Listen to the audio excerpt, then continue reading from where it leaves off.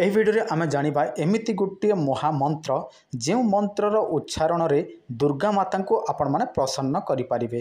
ଦେଖନ୍ତୁ ଆପଣମାନେ ଅନେକ ଗୁଡ଼ିଏ ମନ୍ତ୍ର କଥା ଜାଣିଥିବେ ଶୁଣିଥିବେ, କିନ୍ତୁ ଏମିତି ମଧ୍ୟ ଅନେକ ମନ୍ତ୍ର ଅଛି ଯାହା ଆପଣମାନେ ଏପର୍ଯ୍ୟନ୍ତ ଜାଣିନାହାନ୍ତି। କିନ୍ତୁ ଆମେ ଚାହିଁବୁ ଆପଣମାନେ ଏହି ଚ୍ୟାନେଲ ମାଧ୍ୟମରେ ସେସବୁ ଜାଣିବେ ଏବଂ ଏହି ମନ୍ତ୍ର ପ୍ରୟୋଗ କରିକି ଆପଣମାନଙ୍କର ଦୁଃଖକୁ ସୁଖରେ ପରିଣତ କରିବେ। ଦେଖନ୍ତୁ ମୁଁ ଆପଣମାନଙ୍କୁ ଏହି ଭିଡ଼ିଓରେ ସବୁଠାରୁ ସର୍ବଶକ୍ତିଶାଳୀ ମନ୍ତ୍ର କହିବି, ଯେଉଁ ମନ୍ତ୍ରକୁ ଶ୍ରଦ୍ଧା ବିଶ୍ୱାସର ସହିତ ଯଦି ଆପଣମାନେ ପ୍ରୟୋଗ କରନ୍ତି ମାତା ଦୁର୍ଗା ଆପଣମାନଙ୍କ ସହିତ ସଦାସର୍ବଦା ରହିଥାନ୍ତି। ତ ଚାଲନ୍ତୁ ମୁଁ ଆପଣମାନଙ୍କୁ ସେହି ଚମତ୍କାରୀ ଦୁର୍ଗା ମନ୍ତ୍ର ବିଷୟରେ କହୁଛି।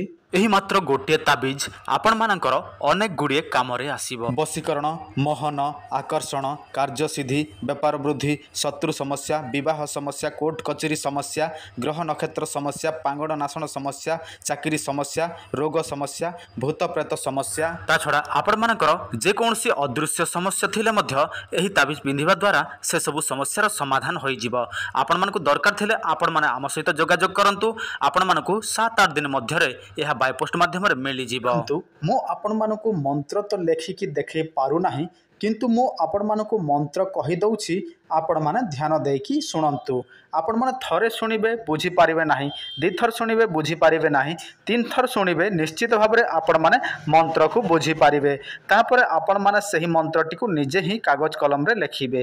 କାହିଁକିନା ଏହି ମନ୍ତ୍ର ଲେଖିକି ଦେଖାଇବା ମୋ ପାଇଁ ଅସମ୍ଭବ, କାହିଁକିନା ମୋତେ ଏହାର ଅନୁମତି ନାହିଁ। ଦୁର୍ଗା କ୍ଷମା ଶିବାଧାତ୍ରୀ ସ୍ୱାହା ସ୍ୱଧା ନମସ୍ତୁତେ ନମତସ୍ୱେ ନମତସ୍ୱେ ନମତସ୍ୱେ ନମୋ ନମଃ ନମତସ୍ୱେ ନମତସ୍ୱେ ନମତସ୍ୱେ ନମୋ ନମଃ ନମତସ୍ୱେ ନମତସ୍ୱେ ନମତସ୍ୱେ ନମୋ ନମଃ। ଦେଖନ୍ତୁ ମୁଁ ଯେମିତି ଉଚ୍ଚାରଣ କଲି ମନ୍ତ୍ରଟିକୁ ଆପଣମାନେ ମଧ୍ୟ ସେମିତି ହିଁ ଉଚ୍ଚାରଣ କରିବେ।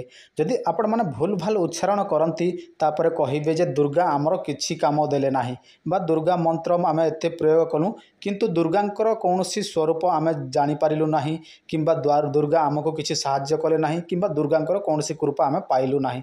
କାହିଁକିନା ଭାଇ ଆପଣମାନେ ଭୁଲ କରି ମନ୍ତ୍ର ଉଚ୍ଚାରଣ କରିବେ ତାହେଲେ ଦୁର୍ଗା କ'ଣ କିଏ ମଧ୍ୟ ଆପଣଙ୍କୁ ସାହାଯ୍ୟ ହେବେ ନାହିଁ। ଯଦି ମୁଁ ଯେମିତି କହିଲି ମନ୍ତ୍ର ସେମିତି କହିବେ ନିଶ୍ଚିତ ଭାବରେ ଆପଣମାନଙ୍କ କୃପା ଲାଭ ହେବ ମାତା ଦୁର୍ଗାଙ୍କର। ଏବେ ଏହି ମନ୍ତ୍ରଟି ଆପଣମାନେ କେଉଁ ଦିନ ଆରମ୍ଭ କରିବେ? ଦେଖନ୍ତୁ ଯେକୌଣସି ମଙ୍ଗଳବାର ଦିନ ବ୍ରହ୍ମ ମୁହୂର୍ତ୍ତ ସମୟରେ ଆପଣମାନେ ଏହି ମନ୍ତ୍ରଟିକୁ ପ୍ରତିଦିନ 1 ମାଳା ସଂଖ୍ୟାରେ ଅର୍ଥାତ୍ 108 ସଂଖ୍ୟାରେ ଜପ କରିବେ। ଆଉ ଜପ କରିବା ସମୟରେ ଆପଣମାନଙ୍କର ଚିତ୍ତ ନିର୍ମଳ ଭାବ ରଖିବେ। ଆପଣମାନେ ଶୁଦ୍ଧ ବସ୍ତ୍ର ପରିଧାନ କରିବେ, ଧୂପ ଦୀପ ନୈବେଦ୍ୟ ଇତ୍ୟାଦି ମା ଦୁର୍ଗାଙ୍କୁ ଅର୍ପଣ କରିବେ।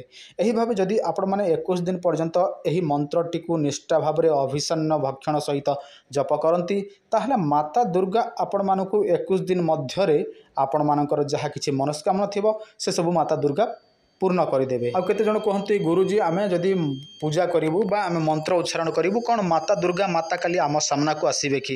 ଦେଖନ୍ତୁ ଆପଣଙ୍କ ସାମ୍ନାକୁ ଏହି କଳିଯୁଗରେ ତ ଆସିବେ ନାହିଁ, କିମ୍ବା ଯଦି ଆପଣଙ୍କ ସାମ୍ନାକୁ ଆସିଗଲେ ଆପଣମାନଙ୍କର ଏମିତି କ୍ଷମତା ନାହିଁ ଯେ ଆପଣମାନେ ସେସବୁକୁ ଦେଖିପାରିବେ ଅର୍ଥାତ୍ ମାତା ଦୁର୍ଗାଙ୍କୁ ଦେଖିପାରିବେ। କାହିଁକିନା ଆମର ଦୃଷ୍ଟି ସେତିକି ପାୱାରଫୁଲ୍ ନାହିଁ, ଏଇଟା ସମ୍ପୂର୍ଣ୍ଣ ଭାବରେ କଳିଯୁଗ। ତେଣୁ ଆମେ ଚାହିଁଲେ ମଧ୍ୟ ମାତା ଦୁର୍ଗାଙ୍କର ସମ୍ମୁଖୀନ ହୋଇପାରିବା ନାହିଁ। ଯଦି ବା ଆମ ସାମ୍ନାକୁ ଆସନ୍ତି ତାହେଲେ ଅଯଥାରେ ଆମର ମୃତ୍ୟୁ ହେବ, ସେଇଟା ହିଁ ସତ୍ୟ।